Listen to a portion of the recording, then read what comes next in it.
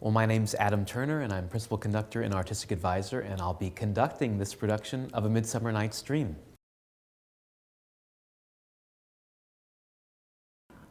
Well, when we're always looking at the repertory of Virginia opera, it's fascinating to see the things that we're missing from the list. And, this season we began with an opera, Samson and Delilah. Had never been done in 43 years of history of Virginia opera. And another hole I noticed in that mix was Benjamin Britten. We've only done one of his operas, The Turn of the Screw, and it's been well over 25 years since that piece was done here in Virginia. And I thought, there's a wonderful title.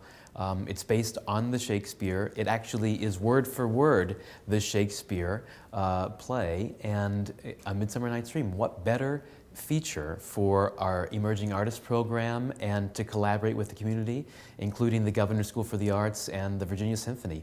This is going to be a wonderful piece and a wonderful way to bring the community together in new ways.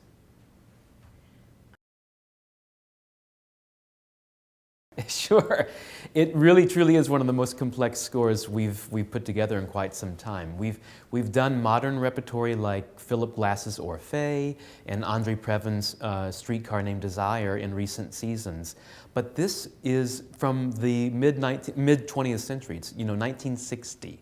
So it's a different sound world than we've been accustomed to in recent seasons, and it's unique.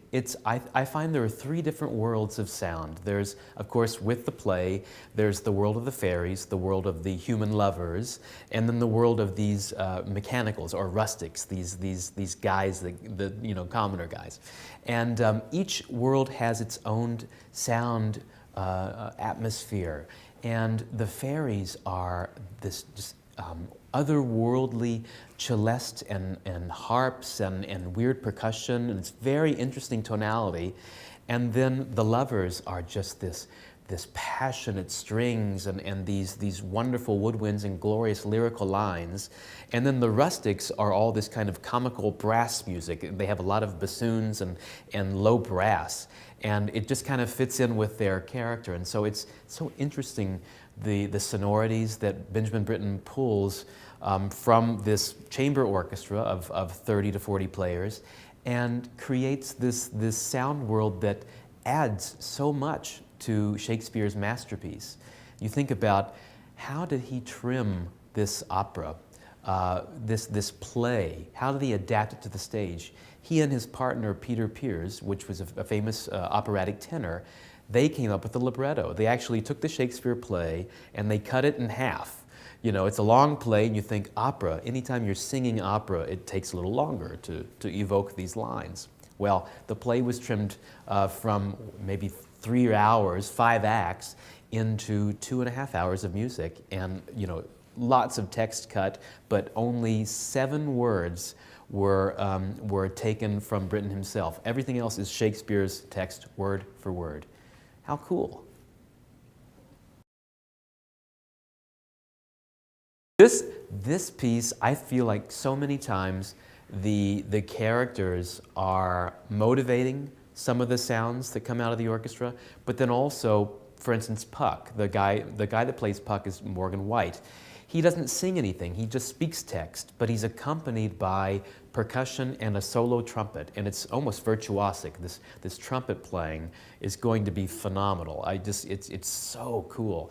And I often think, I wonder if Puck's motivating that, or if the trumpet's motivating Puck to be this, this funny creature that goes around and spoils everybody's fun, or adds to their fun in certain experiences. So it just depends. I think you never know. Does the music motivate the text, or does the text motivate the music? It's the question of all time. Who knows?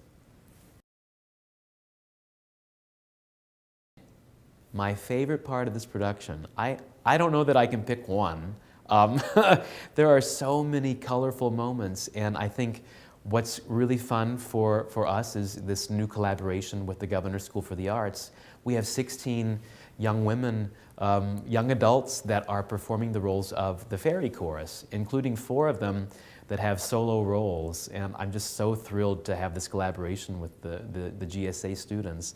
They even have this moment in the second act where they play instruments. They play sopranino recorders, woodblock, cymbals, and they entertain Bottom. The Bottom he's stumbled into the fairy world. He's been turned into a donkey suddenly, and he asks for some music. And so they play music on the stage, and it's really being done by these 4 kids. It's really a funny moment. The other moment, if I had to pick another one that I think our audiences are really gonna love, is in the third act. There is a play within a play, and this is, of course, the Pyramus and Thisbe. This is the tale of Pyramus and Thisbe, which the mechanicals, the rustics, they act out for the nobility. And it's ridiculous because you think of rustics and mechanicals, they're not the best singers, they're not the best actors, so everything's melodramatic and over the top and out of tune, but intentionally, that's the way Britain wrote it. And it's a direct send-up of Lucia di Lammermoor, the big mad scene, and any of that bel canto. So you think, wow, what another great tie into our season, this season, because after Midsummer Night's Dream, we follow that with Lucia di Lammermoor. So I think people will see the comedy in this scene and then come back and see Lucia and see it done seriously, you know. And it's just so much fun. There's so much parody, and I think this is going to be a show full of laughs, full of tears of romance and tears of sadness here and there, but it's the perfect evening for a Valentine's Day date. You know, this is one of those wonderful opportunities for our communities, and I'm so excited.